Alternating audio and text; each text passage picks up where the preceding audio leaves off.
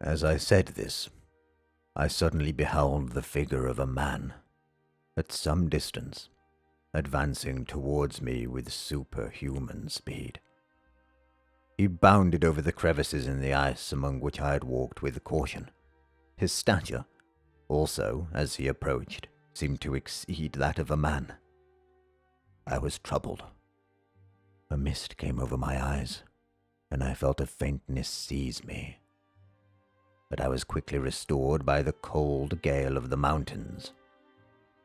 I perceived, as the shape came nearer, sight tremendous and abhorred, that it was the wretch whom I had created.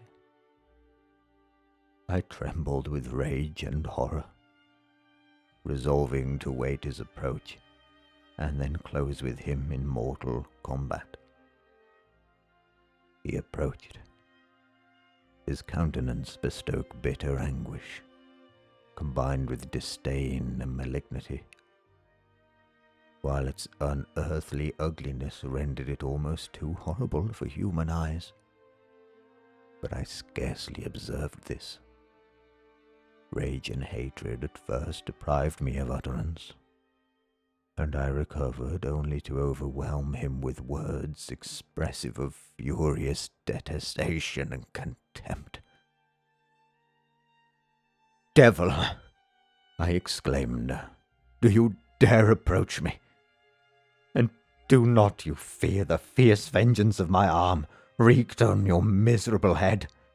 Begone, vile insect! Or rather, stay that I may trample you to dust.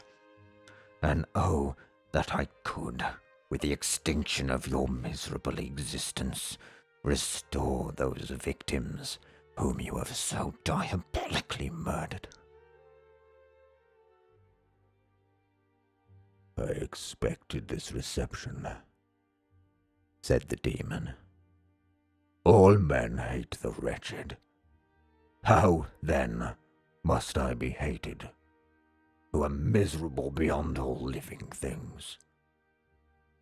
Yet you, my creator, detest and spurn me.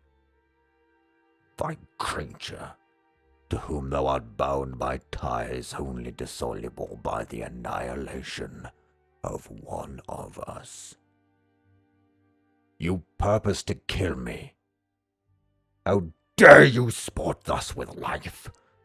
Do your duty towards me, and I will do mine towards you and the rest of mankind. If you comply with my conditions, I will leave them and you at peace. But if you refuse, I will glut the maw of death until it be satiated with the blood of your remaining friends." "Abhorred monster! Fiend that thou art! The tortures of hell are too mild of a vengeance for thy crimes, wretched devil. You reproach me with your creation. Come on, then, that I may extinguish the spark which I so negligently bestowed." My rage was without bounds. I sprang on him, impelled by all the feelings which can arm one being against the existence of another.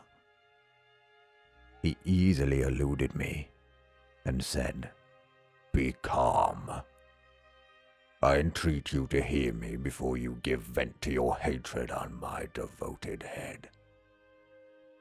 Have I not suffered enough, that you seek to increase my misery? Life, although it may only be an accumulation of anguish, is dear to me, and I will defend it.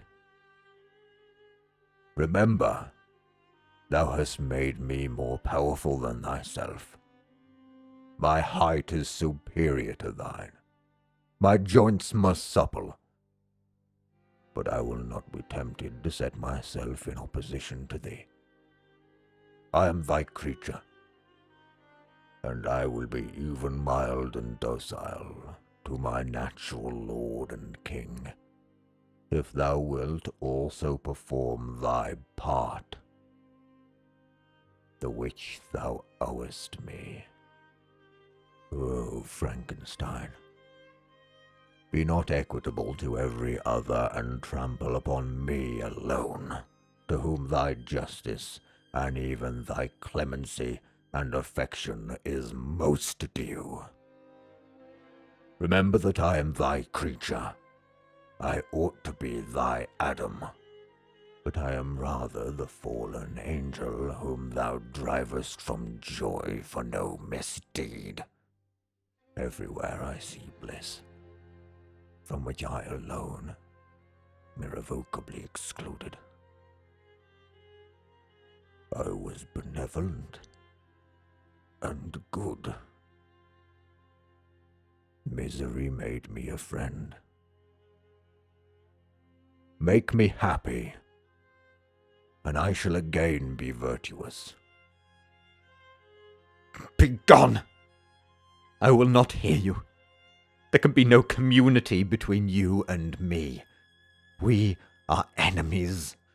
Begone, or let us try our strength in a fight in which one must fall. How can I move thee?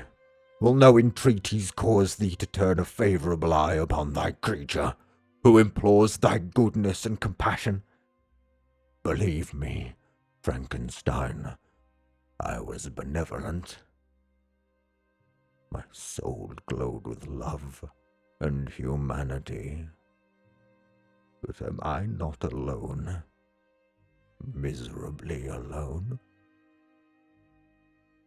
You, my creator, abhor me.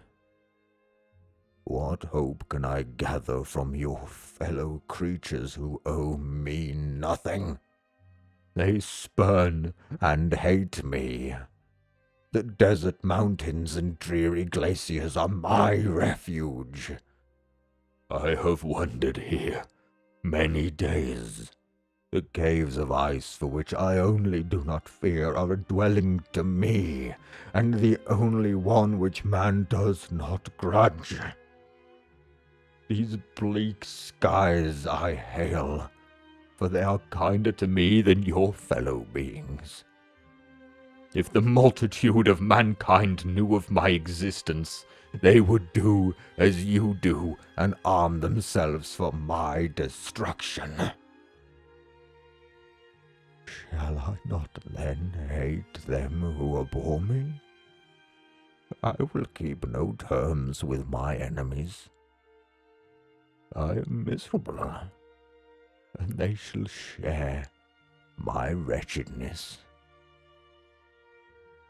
Yet it is in your power to recompense me and deliver them from an evil which it only remains for you to make so great that not only you and your family, but thousands of others shall be swallowed up in the whirlwinds of its rage. Let your compassion be moved, and do not disdain me. Listen to my tale. When you have heard that, abandon or commiserate me, as you shall judge that I deserve. But hear me. The guilty are allowed, by human laws, bloody as they are, to speak in their own defense before they are condemned. Listen to me, Frankenstein. You accuse me of murder, and yet you would, with a satisfied conscience, destroy your own creature. Oh, praise the eternal justice of man. Yet I ask you not to spare me. Listen to me, and then, if you can, And if you will, destroy the work of your hands. Why do you call to my remembrance? I rejoined. Circumstances of which I shudder to reflect that I have been the miserable origin and author. Cursed be thy day, abhorred devil, in which you first saw light. Cursed, although I curse myself, be the hands that formed you. You have made me wretched beyond expression. You have left me no power to consider whether I am just to you or not. Begone! Relieve me from the sight of your detested form! Thus I relieve thee, my creator, he said, and placed his hated hands before my eyes, which I flung from me with violence. Thus I take from thee a sight which you abhor. Still thou canst listen to me and grant me thy compassion. Be the virtues that I once possessed, I demand this from you. Hear my tale. It is long and strange, and the temperature of this place is not fitting to your fine sensations. Come to the hut upon the mountain. The sun is yet high in the heavens, before it descends to hide itself behind your snowy precipices and illuminate another world. You will have heard my story and can decide. On you it rests, whether I quit forever the neighborhood of man and lead a harmless life, or become the scourge of your fellow creatures and the author of your own speedy ruin.